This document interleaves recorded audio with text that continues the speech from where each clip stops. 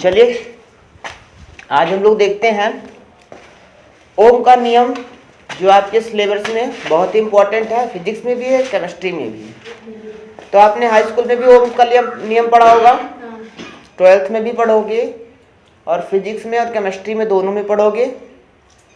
और मैं यहाँ पे आपको फिजिकल तरीके से नहीं बताऊँगा, यहाँ पे मैं केमिस्ट्री की मेथड से बताऊँगा, ठीक है। हाँ, थोड़ी सी उसमें फिजिक्स की बात आएगी लेकिन ना के बराबर, ठीक है। तो आपने जो भी पढ़ा था वो V अनुक्रमानुपाती आई, V बराबर आई आर टोटल, ठीक है, आएगी फॉर्मूला वही चीज़, लेकिन हम लोग केमिस्ट्री के थ्रू इसको देखते हैं, ठीक है। चलिए केमिस्ट्री के थ्रू हम लोग इसको देखते हैं। तो ओम्स नियम जानने से पहले कुछ चीज़ हम लोग जान लेते हैं कि उसमें जो ओम्स नियम में क्या बताया क्या उसमें केवल जो धारा की प्रवाह बताया है, क्या कि इलेक्ट्रॉन कैसे बहते हैं, ठीक है, इलेक्ट्रॉन कैसे बहते हैं, इसी चीज़ को हमको जानना है। तो आप यहाँ पे एक फिगर देख रहे होगे, अक्सर देखिए कि घरों में टंकी की जो पानी की टंकी होती है, वो ज़्यादा से ज़्यादा ऊपर जो उनकी घर की जो सबसे ऊंचाई वाला पोजीशन होता है वहाँ पे लगाते हैं। ऐसा क्यों लगाते हैं? क्योंकि जितना ऊंचा रहेगा उतनी तेज उसमें प्रेशर आएगी। क्या? जितना तेज, जितना ज़्यादा ऊपर उसको करोगे टंकी के पानी को, उतना ही तेज पानी की बहाव बहुत तेज आएगी। क्या आएगी? तो उसी के माध्यम से इसमें क्या होता है, ऐसे धारा में भी प्रवाह होता है कि जितना अधिक वोल्टेज होगा धारा उतनी तेज बहेगी, ठीक है। अधिक वोल्टेज पे धारा तेज बहेगी। क्या होता है, कभी कभी देखो जिनका घर ट्रांसफार्मर से नज़दीक होता है उनके यहाँ बिजली तेज होती है, और जिनका थोड़ा दूर होता है, थोड़ा बहुत मतलब थोड़ा दूर हो, 1-8 किलोमीटर, या वहाँ उनके मुकाबले में उनके यहाँ लाइट इक्वल नहीं आती है। उनके यहाँ लाइट कम आती है, दूर वाले के यहाँ, नज़दीक वाले के कुछ ज़्यादा तेज लाइट होती है। क्यों? क्योंकि अगर जो आप टंकी के प्रेशर देखोगे तो जहाँ टंकी का मुंह है, जहाँ से निकलता है पानी, मेन टंकी जो जैसे बॉक्स हुआ जो टंकी का, यहाँ से निकलता है, वहाँ का प्रेशर बहुत तेज होता है। वहाँ का प्रेशर बहुत तेज होता है। फिर वो धीरे धीरे हम लोग अपने अपने सिस्टम के अनुसार अपने घरों में पाइप दौड़ा लेते हैं जहाँ जहाँ यूज होती है। तो जहाँ मेन होता है वहाँ पे तेज होता है प्रेशर। तो उसी प्रकार से जहाँ मेन जगह पे जिसका नज़दीक घर होता है वहाँ पे धारा तेज होती है। इसी को हम लोग यहाँ पे देखते हैं। चलिए, तो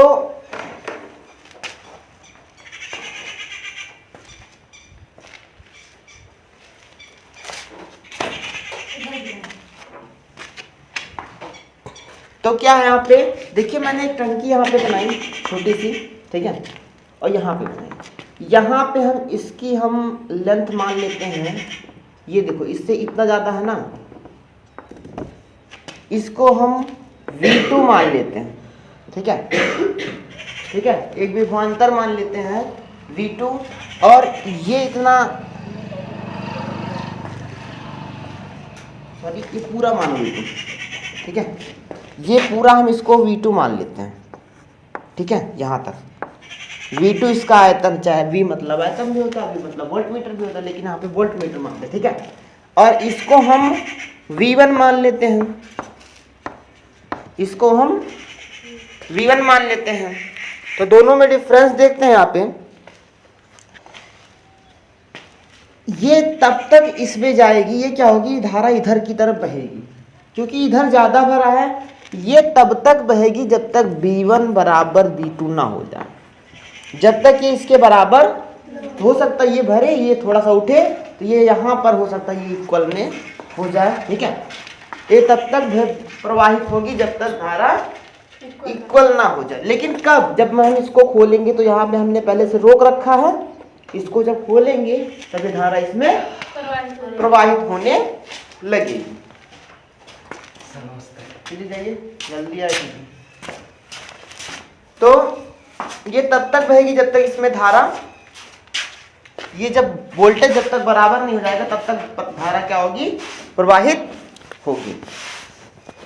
तो यहाँ पे हम देखते हैं जो V2 है वो बड़ा है V1 से, ज्यादा है ना ये V2। तो हम एक मान लेते हैं डेल्टा V बराबर V2 माइनस V1। डेल्टा मतलब यही चीज जो इसमें धारा प्रवाहित है, इसी को हम बोलते हैं विभवांतर।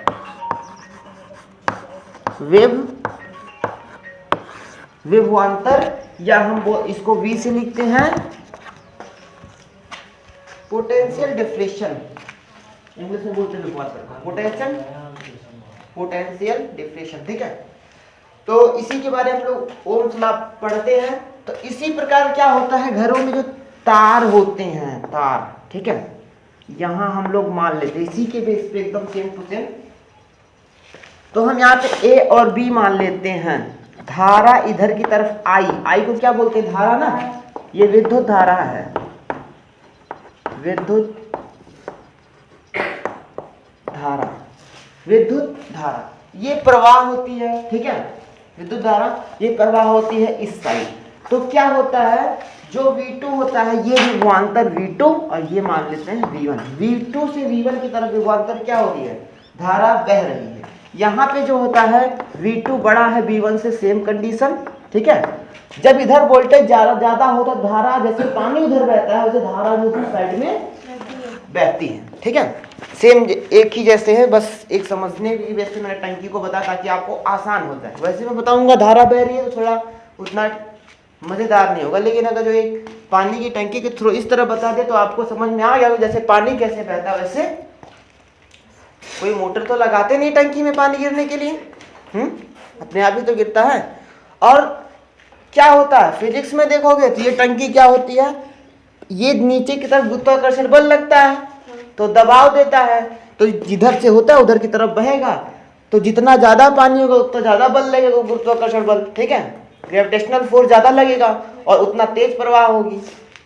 ठीक है, वजन ज्यादा होगा तो फोर्स ज्यादा नहीं लगेगा। कोई हल्की चीज है, अगर ये कागज फेंको तो धीरे धीरे आएगा, फोर्स कम लगेगा। एक पत्थर फेंको तेज से आएगा, उसका घनत्व भी ज्यादा है और वेट भी ज्यादा होता है। तो हम लोग यहाँ केमिस्ट्री की तरफ पढ़ते हैं। ठीक है, चलिए अब हम लोग लिखते हैं ओम्स लॉ के बारे में। चलिए मैं बोल रहा हूँ, हेडिंग लिखिए ओम्स लॉ में। पहले एक इतिहास लिख लीजिए, छोड़ हेडिंग लिखिए इतिहास ओम्स लॉ में। चलो क्या लिखे हो, इतिहास लिखो। जर्मन के महान वैज्ञानिक, जर्मन के महान वैज्ञानिक डॉक्टर जॉर्ज साइमन ओम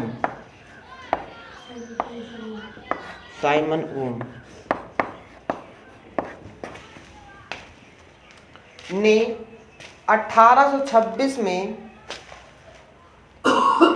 एक नियम दिया। 1826 में एक नियम दिया।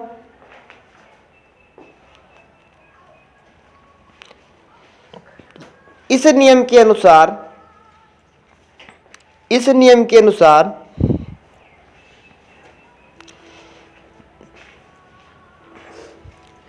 यह नियम दूसरे पैराग्राफ से लिखना, यह नियम किसी चालक के सिरों पर आरोपित विभवांतर तथा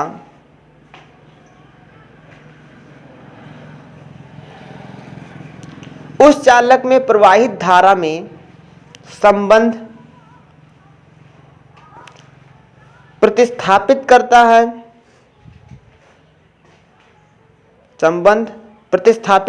है। इस नियम को ओम का नियम कहते हैं।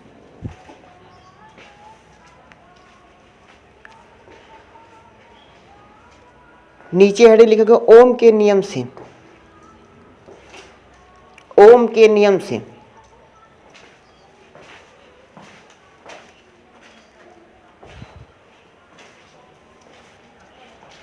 ओम के नियम से चालक में सिरों पर आरोपित विभवांतर इसमें बहने वाली विद्युत धारा के समानुपाती होता है। इसमें बहने वाली विद्युत धारा के समानुपाती होता है।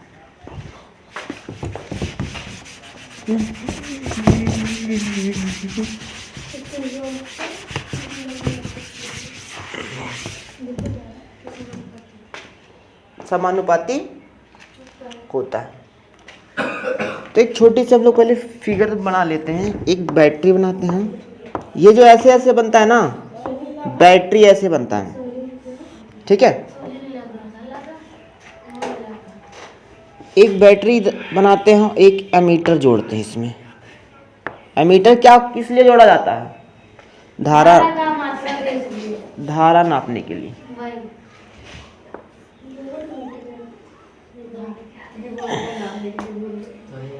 इधर बड़ा होता है इधर प्लस होता है, जिधर छोटा होता है उधर माइनस होता है। इधर देखो फिजिक्स में भी काम आएगी ये सब। इधर छोटा होगा उधर माइनस, जिधर बड़ा होगा वो प्लस, ठीक है। धारा कभी भी प्लस की साइड से प्रवाहित होती है। किधर से? प्लस की साइड से। ओए बात मत करो।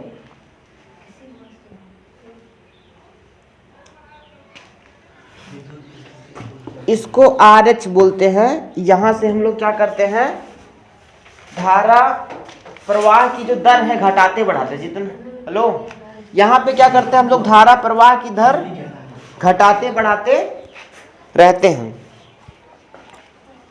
जितना हमको जरूरत है उतना हम लोग धारा घटाते बढ़ाते रहते हैं, ठीक है।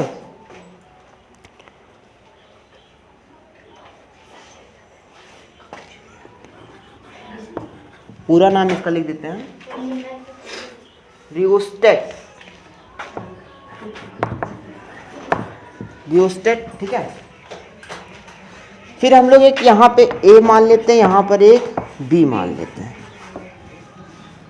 यहाँ पे हम लोग क्या करते हैं, एक वोल्ट मीटर लगा देते हैं। क्या?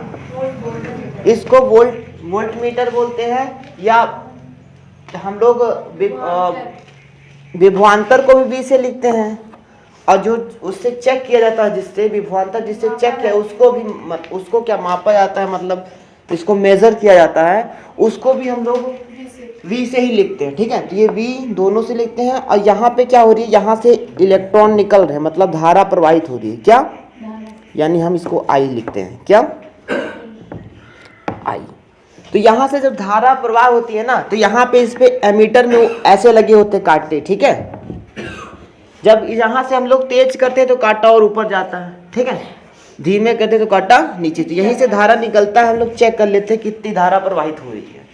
फिर यहाँ से जाता है इस साइड में, A और B के बीच में हमने दो पॉइंट के बीच में हमने वोल्ट मीटर लगा के, यहाँ पे हम लोग एक यहाँ पर भी कांटा लगा होता है, ये वोल्ट मीटर चेक करता है कितना वोल्ट धारा बह रहा, ठीक है।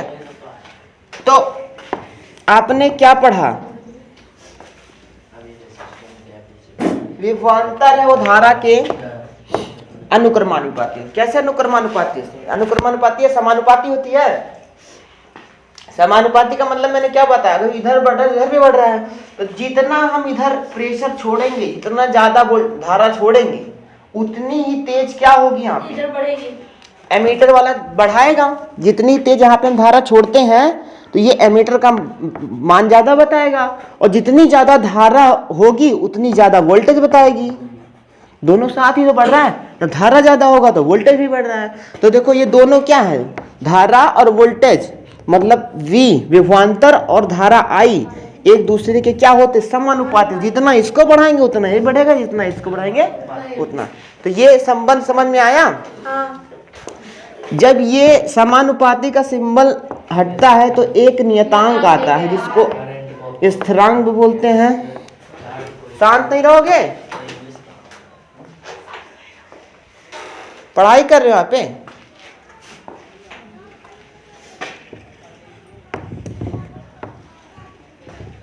V बराबर, तो एक RI या IR, IR बोलने में थोड़ा ज्यादा अच्छा लगता है इसलिए बच्चे IR बोलते हैं, ठीक है। तो RI या IR, ठीक है। तो ये एक ओम्स लॉ के फॉर्मूले आ गए, ठीक है। अब इसको हम R बराबर लिख सकते हैं V अपॉन I, ठीक है, ये भी लिख सकते हैं, ठीक है। तो लिख लो इसको, लिखो जहां जहां R बराबर है प्रतिरोध, इसको बोलते हैं प्रतिरोध। I को बोलते हैं विद्युत धारा, या धारा भी लिख सकते हो, विद्युत धारा, करंट है ये। और V क्या है? विभवांतर। Potential differential.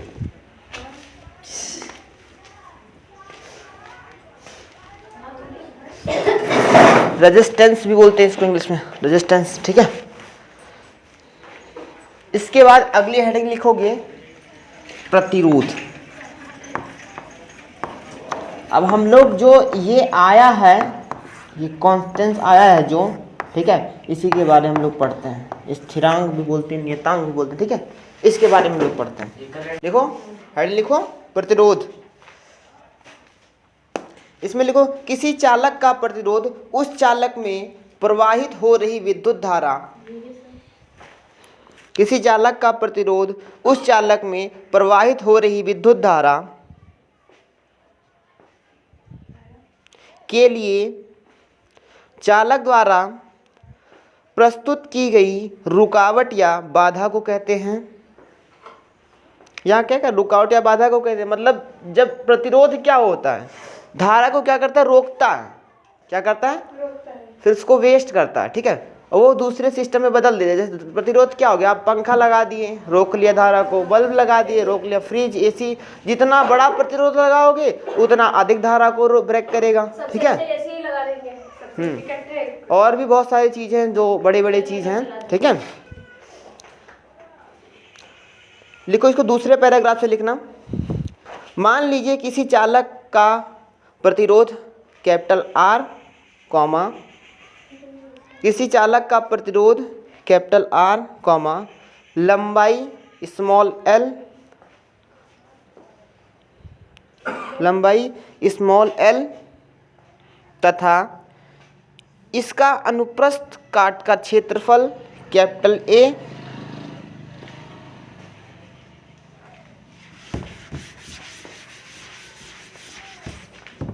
कैपिटल ए है, तो दूसरे के फिर पैराग्राफ चेंज कर देना। तो चालक का प्रतिरोध, तो चालक का प्रतिरोध कैपिटल आर कि इसकी लंबाई स्मॉल एल के समानुपाती होती है, समानुपाती होती है तथा अनुप्रस्थ काट के क्षेत्रफल के, अनुप्रस्थ काट के क्षेत्रफल के व्युत्क्रमानुपाती होती है, व्युत्क्रमानुपाती होती है।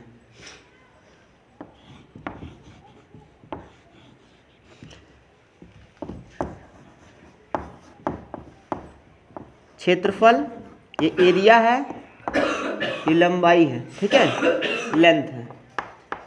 ठीक है, अब ध्यान देना, ये एक तार हो गया, इसमें धारा प्रवाहित हो रही है।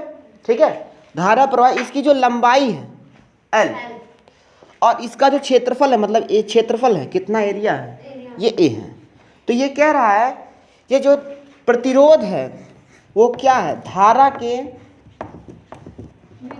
समानुपाती होती है। लिखे हो ना इसमें, धारा के सॉरी इसके लंबाई के समानुपाती होती है। धारा तो है नहीं, इसकी लंबाई की बात कर रहा है। इसके लंबाई के समानुपाती होती, मतलब जितनी ज़्यादा लंबाई बढ़ेगी उतना प्रतिरोध बढ़ेगा। ठीक है, और क्या बोला है, इसके क्षेत्रफल के व्युत्क्रमानुपाती होती है। अब मतलब अगर जो मान लेते समझने के लिए यहाँ पे हम 2 लेते हैं, तो इधर 2 लेंगे इसकी जगह पर, तो 1/2, मतलब ये 2 गुना हुआ तो 1/2 मतलब आधा हो गया। यहाँ पे 4 लेंगे, 4 गुना होगा, तो यहाँ पे 1/, यहाँ पे 4 लेते हैं, यहाँ पे 4 लेते हैं, 4 गुना हो जाएगा 1/4, मतलब 1 का 4 भाग, 1 का 4 भाग। तो मतलब इसको जितना बराबर लेंगे तो ये कमी आएगी ना, कमी आएगी ना। तो जितना ज़्यादा, इसका मतलब क्या हो गया समझने के लिए, कि अगर जो किसी चीज़ में धारा प्रवाह हो रही है तो किस पे निर्भर कर रही है, जो प्रतिरोध है किस पे, उसकी लंबाई पर। क्या लंबाई पर? अधिक दूर ले जाने पे क्या होगा, लंबाई ज़्यादा होगी तो धारा कम प्रवाहित होगी, तो धारा ज़्यादा भी चाहिए। ठीक है, और अधिक दूर ले जाने पे पतला तार तो लेके जाएंगे नहीं। ठीक है, थोड़ा मोटा लेके जाते हैं, लेकिन यहाँ पे पतला और मोटा की बात नहीं। और यहाँ पे ये हो रही है कि जब जितना ज़्यादा मोटा तार होगा उतना ज़्यादा आप विद्युत तो भेज सकते हो, लेकिन जो विद्युत जाएगी उसमें कमी आएगी। क्या आएगी? कमी आएगी। जैसे अगर जो कोई यहाँ से बहुत दूर तक ले जा रहे हो करंट, क्या होता है कभी कभी इन्वर्टर में क्या होता है कि डिस्चार्ज हो रहा है इन्वर्टर, ठीक है, इन्वर्टर को निकाल लो, डायरेक्ट उसके मेंस में जोड़ दो पंखा, 2-3 घंटे और चलेगा पंखा, एक फर्राटा चलेगा, और उसके पहले टू करके बंद हो गया था। क्या होता है? वो धारा तारों में प्रवाहित होता है। क्या होता है? उसमें करंट होता है, लेकिन वो तार ही भर का होता है, उसकी लंबाई पे निर्भर करता है, ठीक है, उसके लंबाई पे निर्भर करता है। तो मतलब जितनी ज़्यादा लंबाई होगी उतना प्रतिरोध बढ़ेगा। ये इसके व्युत्क्रमानुपाती, मतलब जितना ये बढ़ेगा ये उतना क्षेत्रफल घटेगा। इन दोनों को मिलाएंगे तो R बराबर ये L/A, ठीक है। और जब इसका सिंबल हटेगा तो एक आएगा नियतांक जिसको हम बोलते हैं रो। इसको हम लोग P बना के ऐसे खींच दो, ऐसे भी रो बोलता है, या ऐसे लिटा के P बना दो, ठीक है। इसको बोलते हैं रो L/A। एक फार्मूला आ गया, ठीक है, लिख लो इसको। आपको R पता है, ये पता है, ये पता है, रो नहीं पता। जहां रो बराबर विशिष्ट प्रतिरोध, जहां रो बराबर विशिष्ट प्रतिरोध लिख लो।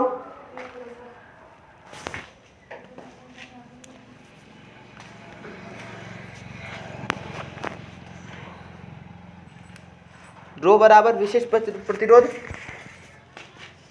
अब कल मैं आपको सेल के बारे में बताऊंगा। 2 प्रकार के सेल होते हैं, प्राथमिक सेल और द्वितीयक सेल। तो प्राथमिक सेल क्या होता है? इसको एक बार इस्तेमाल करो और फेंक दो। जैसे लिफ्ट को शक्ति की जो आती है ना, मोबाइल क्या बोलते हैं, टॉर्च में लगाते हैं, या एक बार इस्तेमाल दोबारा चार्ज नहीं किया जा सकता है। दूसरा हम लोग द्वितीयक पढ़ेंगे। उसके बाद एक ईंधन भी आता है। सेल को हम 2 ही प्रकार की बोलते हैं, लेकिन एक ईंधन सेल होता है, फ्यूल सेल, जैसे जो रॉकेट में इस्तेमाल किया जाता है या बड़ी चीज़ों में, ठीक है। ईंधन सेल भी, फ्यूल सेल भी पढ़ेंगे, ठीक है। या जैसे बाइक में तेल ओल इस्तेमाल किया जाता है, पेट्रोल उट्रोल, ठीक है, ये भी सब फ्यूल ही में ही आता है, इसको फ्यूल ही बोलते हैं, ठीक है। तो इसके बाद हम लोग बैटरी के बारे में पढ़ेंगे। शुष्क सेल जो होता है, हम लोग जो टॉर्च में लगाते हैं, इसको हम उसके अंदर क्या क्या चीज़ें होती हैं, कैसे कार्य करता है, कैसे एनोड का काम करता है, कैसे कैथोड का काम करता है। देखो सेल में जब जो टॉर्च में सेल लगाते हैं, जो उसकी बैटरी होती है ऐसे आगे पीछे होती है, यहाँ पे लगी, यहाँ पे लगी, ऐसे 3 बैटरी लगा दे तब वो चार्ज पाता है, तो उसको श्रेणी क्रम में जोड़ दिया जाता है, ठीक है। तो इसकी सारी चीज़ की जानकारी हम कल पढ़ेंगे। ये बहुत ही अच्छा लगेगा, ठीक है। वीडियो को शेयर करो ज़्यादा से ज़्यादा।